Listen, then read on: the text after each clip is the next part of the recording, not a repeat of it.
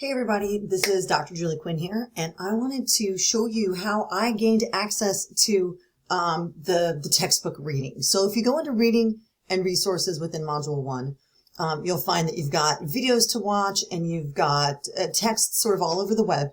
And one of your texts that you're required to read is the textbook Building Your Author Platform. So one of your classmates reached out and told me that they were having trouble accessing this, and I wanted to create a video in case you were in the same boat. I know other classes that I teach at SNHU have information embedded in like MindEdge content. This one's a little bit different.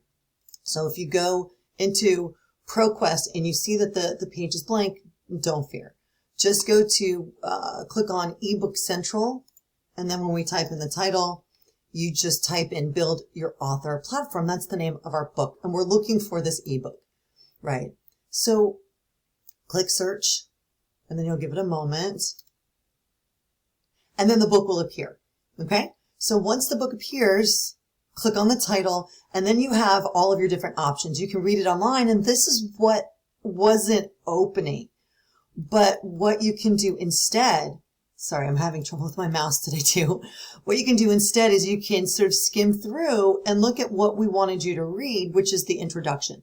So you can just download it as a PDF. So what I'm going to do is I'm going to post that introduction PDF into this announcement just so you don't lose time this week, especially if you've been added late or what have you. But this is the process to get any of the content out of this book from the weeks forward. So just come back to just look at this video as a reminder.